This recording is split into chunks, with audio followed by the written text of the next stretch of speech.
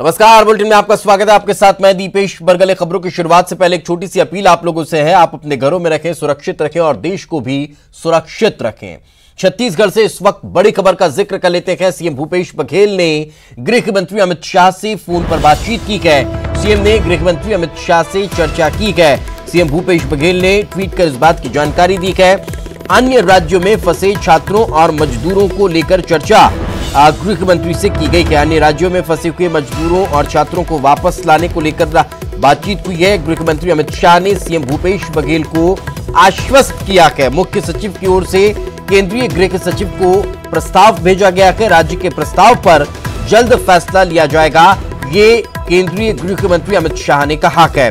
अन्य राज्यों में फंसे लोगों की जल्द वापसी होगी, ये मुख्यमंत्री भूपेश बघेल ने ट्वीट कर जानकारी दी है। तो बड़ी खबर इस वक्त हम आपको बता रखे हैं, छत्तीसगढ़ के लिहाज से बेहद खास और महत्वपूर्ण खबर। और इस वक्त छत्तीसगढ़ से एडिटर प्रकाश चंद्र होता जी हमारे साथ जुड़ चुके हैं। प्रकाश जी, क्या आखिर इसका अब आकलन अभी तक अब निकलकर सामने आया है? लगातार केंद्र से बातचीत प्रदेश के मुखिया कर रहे हैं। प्रदेश की जो स्थिति वर्तमान है, अब सिर्फ 8 एक्टिव मरीज हैं, उस लिहाज से क्या और भी कई बड़े कदम अब प्रदेश में देखने को मिलने वाले हैं? दीपेश जी, इस वक्त की सबसे बड़ी खबर यही है, छत्तीसगढ़ सरकार इस बात को लेकर आक्रोश है कि बाहर में फंसे हैं छत्तीसगढ़ के छात्र और श्रमिक, उनको लाने की अनुमति नहीं दी गई है। राज्य सरकार के विशेषकर मुख्यमंत्री का कहना है, उत्तर प्रदेश से जिस हिसाब से बस में कोटा से जो पढ़ रहे थे छात्र, उनको लाने की अनुमति दी गई, और जब छत्तीसगढ़ ने कहा उसको नहीं सुना गया था, उस वक्त वो उसको लेकर भारी आक्रोशित थे। उन्होंने केंद्रीय गृह मंत्री अमित शाह से बात की और बात का एक सुखद परिणाम ये आया है कि केंद्रीय गृह मंत्री ने आश्वस्त किया है भूपेश बघेल को, छत्तीसगढ़ के मुख्यमंत्री को, कि जो बाहर में लाखों श्रमिक या उनके परिवार फंसे हैं, उनको छत्तीसगढ़ आने की अनुमति दी जाएगी। साथ ही कोटा एवं अन्य जगह पे जहां पे छात्र फंसे हैं, पढ़ाई कर रहे थे और आ नहीं पा रहे हैं राज्य में लॉकडाउन के चलते, अब उनको आने की अनुमति दी जाएगी। इस मामले को लेकर राज्य सरकार ने कहा है कि जो छत्तीसगढ़ के चीफ सेक्रेटरी हैं राजेंद्र प्रसाद मंडल, उन्होंने केंद्रीय गृह सचिव को प्रस्ताव भी भेज दिया है और इसी को लेकर कहा है केंद्रीय गृह मंत्री अमित शाह ने कि इसको लेकर जल्द उस पर कार्रवाई की जाएगी, निर्णय जल्द लिया जाएगा। यानी कि जो लाखों विद्यार्थी और श्रमिक प्रदेश से बाहर फंसे हैं, उनका घर वापसी की रास्ता साफ हो गई है। जी बिल्कुल, बहुत बहुत शुक्रिया हमारे साथ चर्चा में जुड़ने के लिए। तो छत्तीसगढ़ से एडिटर प्रकाश चंद्र होता हमारे साथ जुड़े और उन्होंने कहा कि पहले जब परमिशन नहीं मिल पा रही थी तो इसकी वजह से नाराजगी भी देखने को मिल रही थी, और अब स्पष्ट हो चुका है, केंद्रीय गृह मंत्री से बातचीत मुख्यमंत्री की हुई है और आश्वासन मिल चुका है कि जल्द ही इस पूरे मामले को लेकर कदम उठाया जाएगा।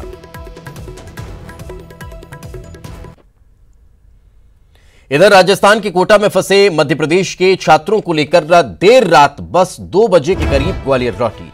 सभी बच्चों को झांसी रोड पर बने एक कॉलेज परिसर में रखवाया गया है, जहां छात्रों की स्क्रीनिंग होगी।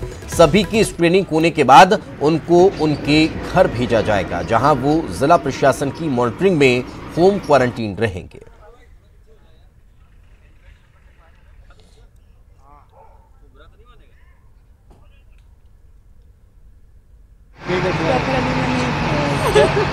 मतलब किस तरीके से आप जैसे यहाँ पर आए तो क्या खुशी वगैरह है आपको? घर वाले परेशान होंगे आप? हाँ, थे परेशान, घर वाले भी परेशान थे। आप सीएम के लिए कुछ कहना चाहेंगे? हाँ, उनको थैंकफुल कहना चाहेंगे, उन्होंने हमारे लिए इतना अच्छा अरेंजमेंट किया, प्रॉपर बहुत अच्छे से सब कुछ बहुत अच्छा अरेंजमेंट किया। 150 बच्चे आ रहे हैं, तो हम लोगों की स्क्रीनिंग कराएंगे और जो स्वस्थ पाए जाएंगे उनको हम होम क्वारंटाइन कराएंगे। अगर जरा भी हमें किसी पे लगेगा तो हम उन्हें इंस्टीट्यूशनल क्वारंटाइन कराएंगे। खबर भोपाल से। सीएम शिवराज सिंह चौहान आज कई महत्वपूर्ण बैठकें करने वाले हैं। 11 बजे कोरोना को लेकर बनी सलाहकार समिति की बैठक होगी। वीडियो कॉन्फ्रेंसिंग के जरिए ये बैठक होने जा रही है। 3 बजे कोरोना महामारी को लेकर वीडियो कॉन्फ्रेंसिंग की जाएगी। शाम 4 बजे बीजेपी टास्क फोर्स की बैठक में वो शिरकत करेंगे, बैठक लेंगे। और शाम 6 बजे Facebook live CM Shivraj Singh Chouhan करेंगे और जनता से सीधा संवाद वो करने वाले हैं।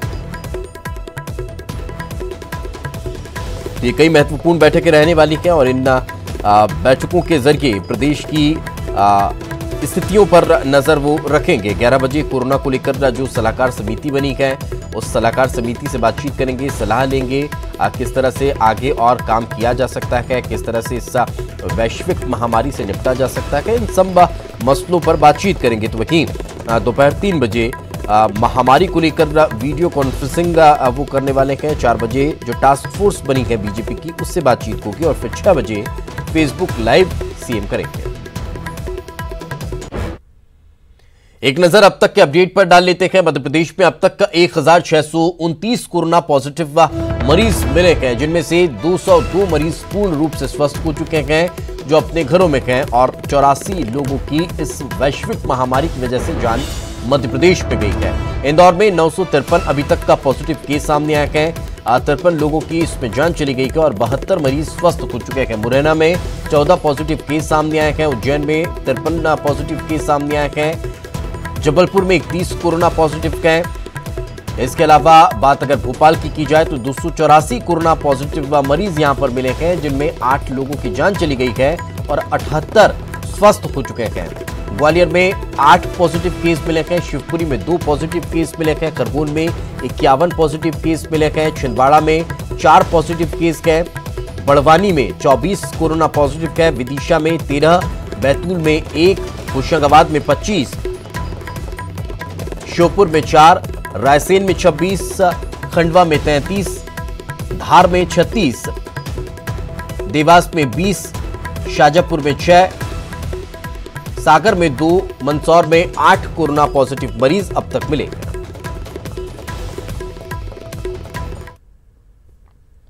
इंदौर में 30 नए कोरोना पॉजिटिव मरीज सामने आए हैं और इन 30 नए कोरोना पॉजिटिव मरीजों को मिलाकर अब टोटल इंदौर में मरीजों की संख्या 953 हो चुकी है। सीएमएचओ डॉक्टर प्रवीण जाड़िया ने इस बात की पुष्टि की है कि यहां पर 30 नए मरीज सामने आए हैं।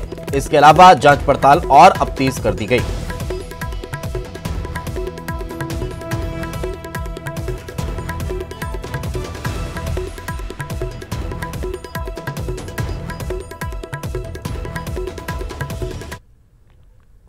एक और बड़ी खबर इस वक्त इंदौर से मिल रही है। सेंट्रल स्वास्थ्य टीम जो आई हुई है, सेंट्रल टीम के साथ जनप्रतिनिधि और धर्मगुरुओं की बैठक हुई है। सांसद विधायक के साथ केंद्रीय दल ने चर्चा की है। बैठक में सभी ने कई महत्वपूर्ण मुद्दे उठाए हैं। कोरोना से निपटने के महत्वपूर्ण सुझाव भी इस बैठक में दिए गए हैं। तो इंदौर के जो आंकड़े हैं वो चौंका रखे हैं और इस चौंकाने वाले आंकड़ों को लेकर जो केंद्रीय दल आया हुआ है उस केंद्रीय दल के साथ जनप्रतिनिधियों और धर्मगुरुओं की बैठक हुई। राजधानी भोपाल के चिरायु अस्पताल से बुधवार को 44 कोरोना पॉजिटिव मरीज पूरी तरह से स्वस्थ होकर अपने घर लौटे। स्वस्थ होने वालों में 6 पुलिस के जवान भी शामिल थे जो अपनी ड्यूटी के दौरान संक्रमित हुए थे। सभी लोगों को जब अस्पताल से छोड़ा गया तब उनका जोरदार फूलमालाओं से स्वागत किया गया। वहीं सीएम ने भी वीडियो कॉन्फ्रेंसिंग के जरिए उनका मनोबल बढ़ाया और उनको कोरोना योद्धा बताते हुए कहा कि वो दूसरों का मनोबल बढ़ाएं और लोगों को ये समझाएं कि बीमारी से हारना नहीं है, लड़ना है। कैसे आप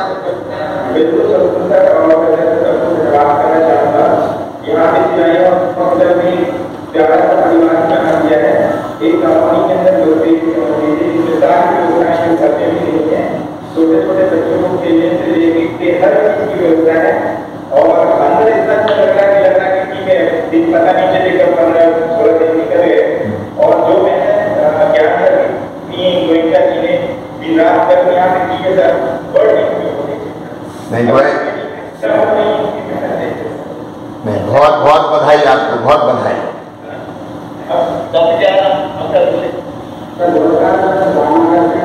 नमस्कार, आप कैसे हैं? आप बिल्कुल ठीक है?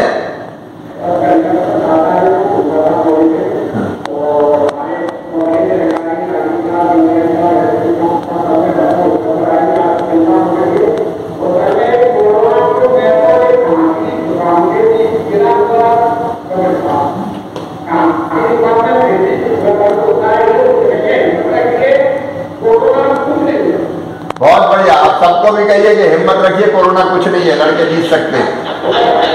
बहुत बधाई। क्या नाम आपका? कैसा लग रहा है? ठीक है आप?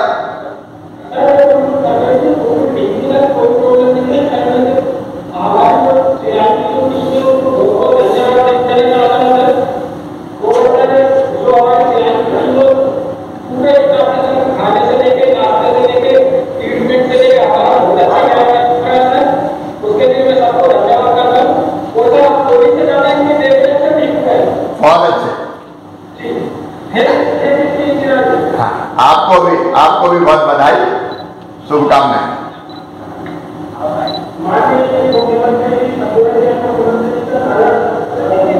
नमस्कार।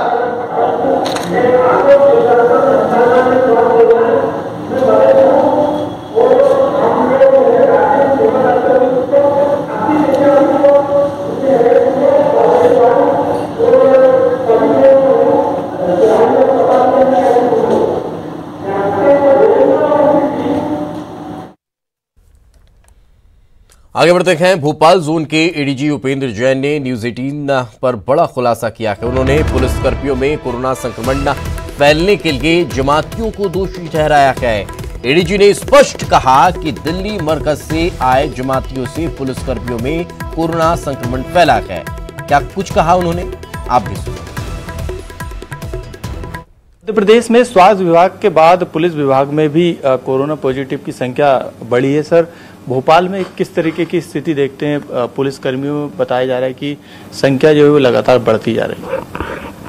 हमारे 29 पुलिसकर्मी, 29 पुलिसकर्मी और करीब 22 उनके परिवार जन अभी तक कोरोना से इन्फेक्टेड पाए गए हैं। सर, अभी क्या क्या इंतजाम इन लोग के लिए किए गए, क्योंकि लगातार कोशिश आपके द्वारा भी की जा रही है? देखिए, सबसे पहले तो हमने एनालिसिस किया कि ये कोरोना किस तरह से पुलिसकर्मियों के बीच में फैल रहा है।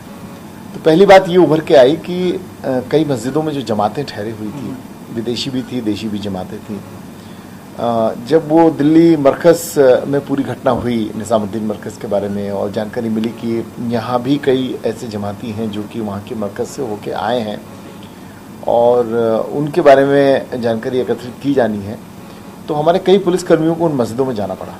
और तब तक इस बात का पूरा अंदाज भी नहीं था कि एग्जैक्टली कौन लोग हैं और कितने उनमें से इन्फेक्टेड होंगे। वो सारी कहानी बाद में अनफोल्ड हुई। तो उस दौरान जब एक एक मस्जिद में जाके हमारे पुलिसकर्मियों ने संपर्क किया और जमातों को ढूंढा, करीब 32 जमातें यहाँ पर थीं, बाद में उनमें से कई लोग इन्फेक्टेड भी पाए गए। तो उस दौरान कुछ हमारे पुलिसकर्मियों ने इस इन्फेक्शन को लिया। विशेष रूप से थाना ऐशबाग और जहांगीराबाद के क्षेत्र में यह कहानी हुई। फिर जब वो अपने घरों पर गए तो अपने परिवार के सदस्यों को उन्होंने इन्फेक्शन दे दिया, और जिस पुलिस कॉलोनी में वो लोग रह रहे थे उस पुलिस कॉलोनी में फिर दूसरे लोग इन्फेक्ट हुए, फिर दूसरे पुलिसकर्मी इन्फेक्ट हुए और वहां से दूसरे थानों में पहुंचा। तो इस तरीके से एक चेन टाइप की बनी। अब ये संक्रमण पुलिस में ना फैले, इसको लेकर पहले भी इंतजाम किए गए थे और अभी भी इंतजाम किए गए। यही कारण है कि करीब 2200 पुलिसकर्मियों को जो थाना क्षेत्र में होटल या दूसरी जगह है वहां पर ठहराने का काम किया, और लगातार यहां पर एडीजी उपेंद्र जैन जो है मॉनिटरिंग भी पूरी व्यवस्था की कर रहे हैं। कैमरामैन दीपक के साथ मनोज राठौर, न्यूज 18 भोपाल। तो इस वक्त हमारे सहयोगी मनोज खुद हमारे साथ जुड़ चुके हैं। मनोज, एक बड़ी बात का जिक्र उन्होंने किया है, बड़ा खुलासा उन्होंने किया, तो क्या इसको लेकर अब कोई एहतियाती कदम उठाए जाने शुरू हो चुके हैं और क्या किसी तरह की कार्रवाई को लेकर भी कोई काम शुरू होता दिखाई देता है?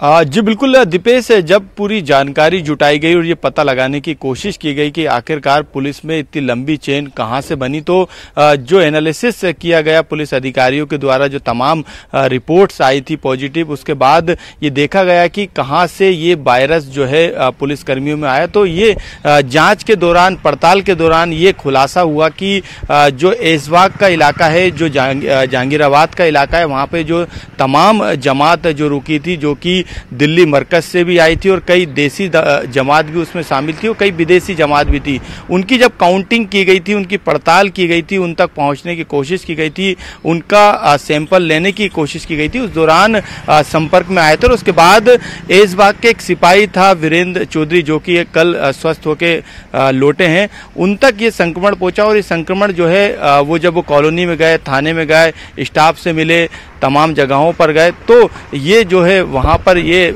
तमाम जो संक्रमण था वो पुलिसकर्मियों के अंदर पहुंचा था। तो ये खुलासा हुआ। उसके बाद ये संक्रमण तमाम जगहों पे जो पुलिसकर्मी तैनात थे, जो संपर्क में आए, उन तक पहुंचा। ये रिपोर्ट आने के बाद, ये खुलासा होने के बाद तमाम जो जमाती थे जिन्होंने उल्लंघन किया था वीजा का, वो तमाम आदेशों का, सरकारी आदेशों का उल्लंघन किया था, उन पर FIR भी दर्ज की जा चुकी है। हालांकि उनको क्वारंटाइन किया गया, कई लोगों का इलाज अभी भी जारी है। उसके बाद जो आगे की कार्रवाई है वो सबूतों के आधार पर उनको गिरफ्तारी करने की कार्रवाई पुलिस के द्वारा दीपेश की जाएगी। जी बिल्कुल, बहुत बहुत शुक्रिया इस तमाम जानकारी के लिए। तो काफी बड़ी बात का जिक्र यहाँ पर हुआ है और अब इस पूरे मामले को लेकर कार्रवाई की बात भी।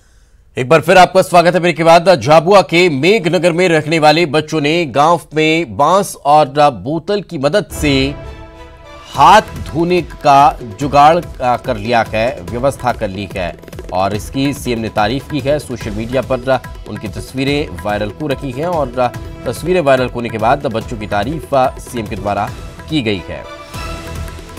उन्होंने तारीफ करते हुए कहा कि कभी कभी इनोवेटिव होकर सोचना चाहिए।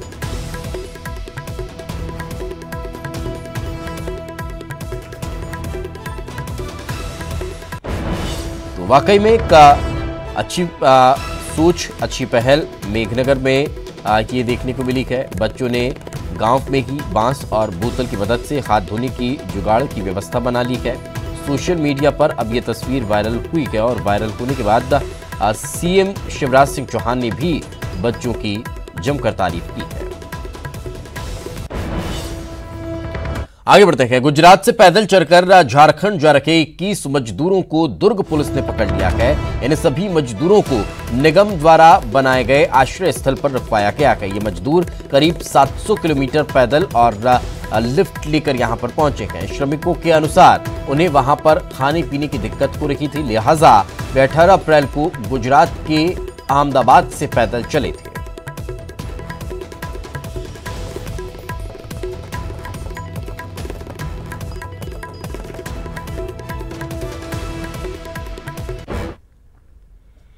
छत्तीसगढ़ में आईसीएमआर की टीम के आने के मामले पर संसदीय कार्य मंत्री रविंद्र चौबे ने कहा कि आईसीएमआर की टीम बीजापुर, कवर्धा और सरगुजा का भी निरीक्षण करेगी, लेकिन उससे पहले सीएम ने जो केंद्र सरकार से अनुदान की मांग की है उसे केंद्र सरकार मुहैया कराए। आईसीएमआर की टीम पहले चरण में 3 जिलों का दौरा करेगी और बीजापुर, कवर्धा और सरगुजा जिले का जायजा लेगी। सरकार ने ऐसा क्यों तय किया कि बीजापुर और कवर्धा जैसे स्थानों का ही निरीक्षण करेगी? हम लोग तो चाहते हैं छत्तीसगढ़ के सभी जिलों को देखें। राज्य सरकार ने जो केंद्र सरकार को प्रस्ताव दिया है संक्रामक बीमारी, वैश्विक संक्रामक कोरोना से लड़ने के लिए, उस बीमारी के लिए हमें जो अनुदान चाहिए, हमें जो सपोर्ट चाहिए, हमें जो किट चाहिए, हमें जो मेडिसिन चाहिए, हमें जो वेंटिलेटर चाहिए, हमें जिस प्रकार की सुविधाएं चाहिए। कोरोना संकट के चलते जहां लोग अपनी जान बचाने के लिए घरों में बंद हैं, तो वहीं टीकमगढ़ में 4 कलयुगी बेटों ने अपनी 90 साल की मां को घर से बाहर निकाल दिया। क्यों? इस रिपोर्ट में देखिए। 3000 बताओ।